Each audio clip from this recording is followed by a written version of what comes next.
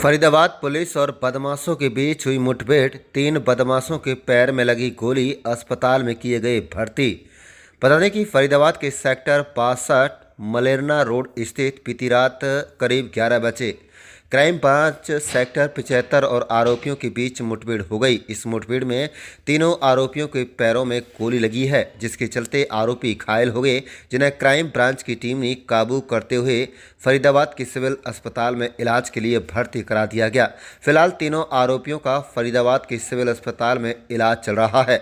वहीं जानकारी के मुताबिक बल्लभगढ़ एसीपी महेश स्योरन ने कहा है कि तीनों ही आरोपी बल्लभगढ़ के रहने वाले हैं और एक पवन नाम के लड़के को मारने की फिराक में थे। जैसे ही क्राइम ब्रांच की टीम को इसकी सूचना मिली तो मौके पर क्राइम ब्रांच की टीम ने पहुंचकर इन्हें काबू करने की कोशिश की। इस बीच आरोपियों ने पुलिस के ऊपर करीब 10 से ज़्यादा राउंड फायर किए। जवाबी कार्रवाई में पुलिस ने भी आरोपियों पर गोली चलाई, जिसके चलते तीनों आरोपियों के पैरों में गोली लग गई, जिसके चलते आरोपी घायल हो गए। पुलिस ने इन्हें गिरफ्तार करके फरीदाबाद के सिविल अस्पताल में भर्ती करवा दिया है। फिलहाल इनका इलाज चल रहा है। वहीं एसीपी ने कहा है कि तीनों ही आरोपी, जिनकी उम्र 20 से 25 वर्ष है, और तीनों ही आरोपियों के खिलाफ पहले ही लूटपाट, आर्म्स एक्ट व अन्य धाराओं के तहत मामला दर्ज है। तो वहीं जिस पवन नाम के लड़के को मारने के लिए ये लोग प्लानिंग कर रहे थे, उस पवन के खिलाफ भी विभिन्न धाराओं के तहत कई मामले दर्ज हैं। फिलहाल पुलिस अपनी जांच कर रही है। हथियार कहां से और कौन कौन शामिल थे, कहां से लाए, कौन कौन शामिल थे, क्या कुछ प्लानिंग थी, सभी तथ्यों को लेकर पुलिस जांच में जुट गई है। आप देख रहे हैं फरीदाबाद ब्यूरो रिपोर्ट। एसीपी साहब, 3 आरोपी पकड़े हैं क्राइम ब्रांच की टीम ने। क्या है पूरा मामला गोली की चली?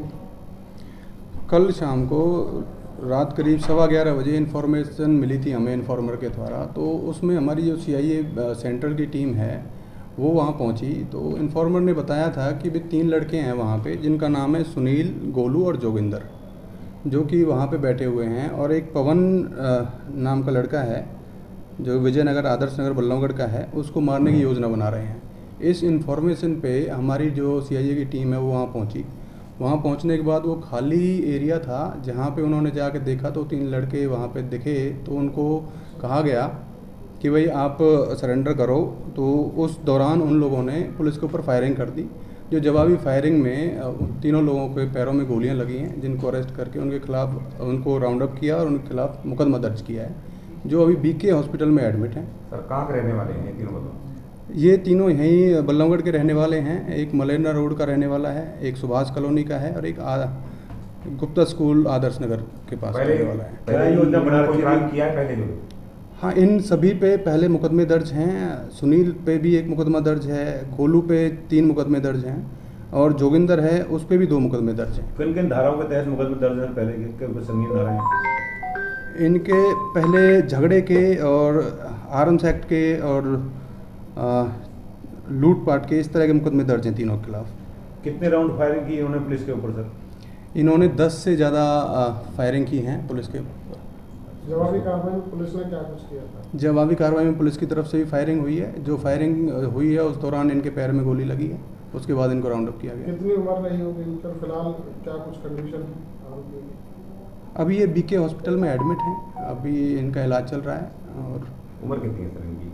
उम्र इनकी 25 के अराउंड, 25 से और 30 के आसपास की है तीनों। क्या सर ये 3 ही आरोपी थे या और भी इनके साथी थे? नहीं, अभी ये तो आगे इन्वेस्टिगेशन का पार्ट है कि और कौन लोग थे। उस टाइम मौके पे जो मिले वो 3 ही आदमी थे। इनकी आपस में रंजिश क्या थी पवन की और इन तीनों के आरोपियों की? ये तीनों लोग और पवन पहले कभी जेल में बंद रहे हैं, तो पवन के खिलाफ भी बहुत सारे मुकदमे दर्ज हैं।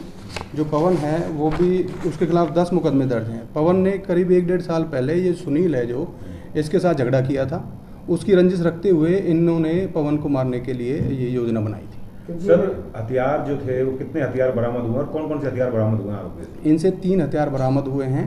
जो सुनील है, सुनील से एक 32 बोर पिस्टल बरामद हुई है, और गोलू और जोगिंदर से इनसे एक कट्टा बरामद हुआ है।